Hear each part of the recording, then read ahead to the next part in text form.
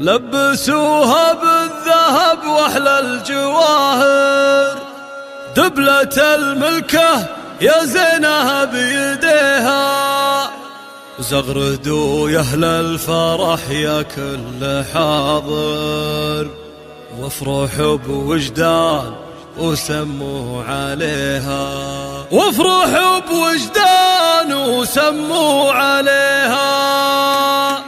لبسوها بالذهب واحلى الجواهر، دبلة الملكة يا زينها بيديها، زغردوا يا اهل الفرح يا كل حاضر، وافرحوا بوجدان وسموا عليها. باركوها واشعلوا جمر المباخر، عدها اليوم انكتب على اللي يبيها، ما خذاها الا من شيوخ واكابر، دره غاليه ويا بخت قلبه فيها. يا العروس وجدان فرحك ما لا اخر، افرحي يا الفاتنه يا بنت ابيها. يا الامير اللي جمالك حيل ساحر، مهرة كل الوصايف تحتويها، من هو قدك بالحلا من هو يجاكر، مرمرك بود العذارى مرمريها. انت بنت الاصل وخصالك نوادر، والادب والطيب انت تملكيها، بنت شيخ منزله بالطيب عامر، هذا خالد والمواقف يحتميها. وامك اللي كنا هلا بدر ظاهر، ام وليد والحلايا تكتسيها، واتك اللي يسحرن